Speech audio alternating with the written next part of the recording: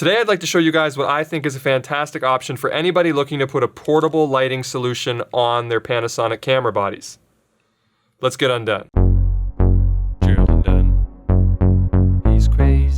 What is happening, everybody? I'm Gerald Undone, and today I've got a little lighting configuration I want to show you that's sort of like a spiritual successor to that GODOX video that I made a couple months ago. I was thinking about making a video like this anyway because I recently picked up the G9 from Panasonic, and I was actually messing around with some lighting solutions for it because I haven't really ever tried to light any Olympus or Panasonic systems before, always just Sony and Canon and that kind of stuff. And then just the very next day, I got a comment from Ron Coker here who said that who also uses the Sony a7 III, was wondering if this lighting configuration will also work on a Panasonic GH5. So I thought, how great, let's test that out and make a video about it. Now, I'm not actually gonna test this on the GH5, Ron, because I'm using that to film myself right now, but I'm gonna test it on the G9, which should operate pretty much exactly the same, and any results that we get here should carry forward. So what I've got here is another GODOX solution. I've got the TT350O. O stands for Olympus, but Olympus and Panasonic are interchangeable. And if you've never used any of these before, this can all be applied to Sony, to Canon, etc. And it's just the letter that changes. So the S would be for Sony, the C would be for Canon. But O is for Olympus and Panasonic because the hot shoes are the same, the way that the systems work. And there's also a follow-up to this speed light as well, the V350, and it's essentially exactly the same power and everything, but they got rid of using AA batteries and instead they provided a rechargeable lithium-ion battery, which I think is good for 500 full power shots. Now, there's quite a bit of a price difference. Let's let you know about that real quick in case you're considering which one to get.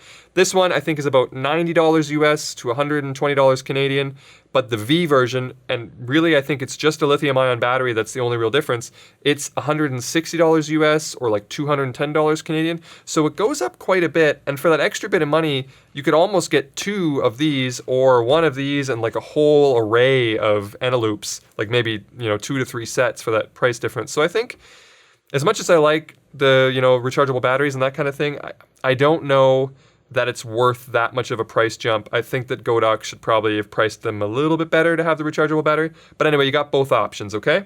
So now we're gonna get into why I'm recommending this. So here I've got the G9, like I was saying, and I'm just gonna pop the light on here and then I'll get into a little setup and why I think it's great. So like most speed lights, the light comes in a little pouch here, and you've got one of those feet for setting it up on its own. It's got a little bit of diffusion on the top, and then you got control dial on the back here. On the side is where you would put in your AA batteries in this case, or in the case of the V1, where the lithium-ion battery would go. So let's grab a couple AA batteries here. Put it on the camera. Now we'll turn the camera on, and then we will turn on the Think light. So the TT350 is a great little light. Its compact size, I think, marries well with the mirrorless camera. It has a guide number of 36, so it can actually output a decent amount of light for just the two AA batteries. Its recycle time is great if you use good batteries like Eneloop. I think on the box it says that it's rated for anywhere from 0.1 to 2.2 seconds. 2.2 seconds would probably be like, lousy, bulk pack batteries, or when your Eneloops are near the end of their charge cycle, and then 0.1 seconds would be top batteries fully charged. And I do find that recycle time is quite decent. If we take a look here at the refresh light, let's fire off a few shots. So it recycles quickly, it's bright, it's very light, it works well with this whole mirrorless package, and the price is great too at, like I said, like $110, $120 Canadian or $80 to $90 US. And the other thing I love about it is that you can use it as a transmitter, and that's what my previous GODOX video was about, was, hey, did you realize that these TT350s can like completely control your entire light setup? And they cost about the same amount as the transmitter, so you don't even have to give up having an extra light. And sure, on-camera light isn't always great, but if you want to just have a run-and-gun system like this, it's a great solution. But then if you want to use it as a transmitter because you have your other lights set up, you could just point it up, bounce it off the ceiling to give yourself like a little bit more, room brightness if you wanted to like up your exposure. You can use it in run and gun scenarios. You can use it as like a fill on the camera with a key elsewhere. So it's great to not have to give up an extra sort of 36 guide number light just to have a transmitter.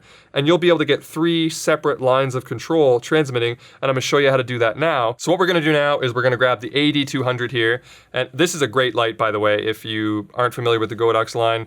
Bang for buck, I don't know if there's a better portable lighting light for this. I mean, there's even more powerful ones that are also great value for their money, but the 8200 is great if you're looking for something that can output a lot of light in a small form factor. Multiple mounting options. It's got a changeable head here. You can go from this focusing head to a flash bulb, 1/4 threads all over the place, and you can just set it on things because of its flat design. It's fantastic. Anyway, let's go ahead and power this guy on here. Okay, so right away you can see that we are in wireless slave mode. You're always in wireless slave mode. That's how these things are intended to be used. And right now it's in group B, which you can change by pressing this button here, and you can cycle through the different groups. So let's put it to group C. And you can ignore the power there because we're going to control that with a TT350 in a moment. And then right here you can see that it has high-speed sync enabled. These lights can all communicate from the TT350 on the camera. They can shoot out the TTL, they can shoot out the high-speed sync and communicate with the lights that way. So we are all set up here. That's all you have to do basically. And I'm going to set this over here on this light stand. Okay, so now that the 8200 is all set up, we can jump back over to the camera and to the think light here. And what we're gonna wanna do is we're gonna wanna hold down the sync button here until the little wireless symbol starts flashing, and then if we move this over until it has an M next to it, that's going to be wireless master. Now we can press the button that says slave, but below it says group channel. We can press that until we cycle through the different groups. As soon as we hit C, we see our 8200 is set to 1/64th power, and we can adjust it this way and adjust the power to whatever we want. And whatever we leave it on, so like 1/16th, it'll immediately update the 8200 to be 1/16th. We can also change the channel and have a whole array of these things working, and there's multiple lines that you can control in here. And you access those by pressing the slave button again, so we can see there's M.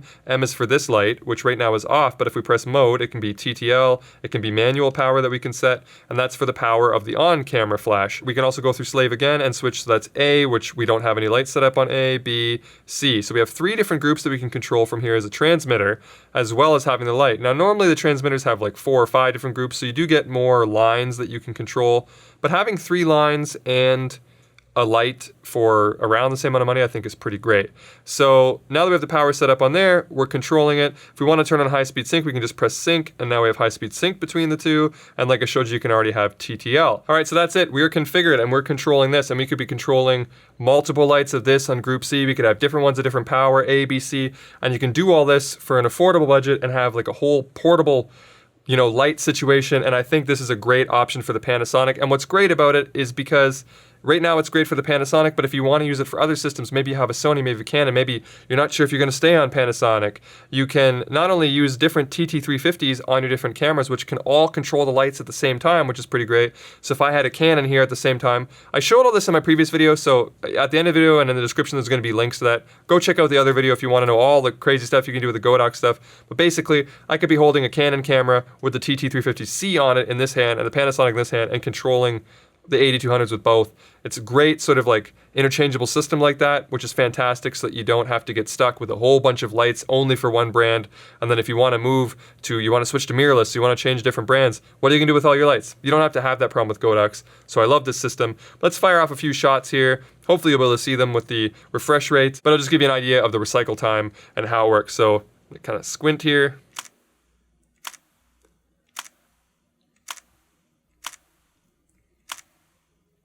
So as you can see, they recycle really, really quickly, and they work well communicating with one another, and it's just a great option for the Panasonic.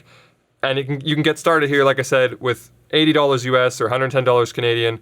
You can start with a light here, and then you can just build up your kit from there. And you can control other TT350s with it as well. So if you don't really need a lot of power and you just want to use AA's and that kind of thing, you get yourself a couple of these lights. You could put them on light stands, you could put them on the feet and just position them in different places, and you can control the other TT350s with this one as well. And so you could have a really inexpensive, like just like a couple $100s, and you could have a multi-light, portable light situation like that as well, because a 36 guide number is pretty decent. Like for the size, it's great. Portable, tiny little light. A lot of power, a lot of options. It's a great system. So I hope you found this video helpful, and I hope, Ron, the video was helpful for you in, you know, making you feel a little bit more comfortable of like, will this be a good solution for my GH5? It should perform pretty much exactly like this, because the G9 and the GH5 are pretty much interchangeable when it comes to how the shoe and the flash synchronization options work. Anyway, that's gonna be it for me. I hope you found this video helpful or at least entertaining. And if you did, make sure you leave it the old thumbs up and consider subscribing if you haven't already. But if you did not find this video helpful or entertaining, feel free to hit the dislike button twice. All right, I'm done.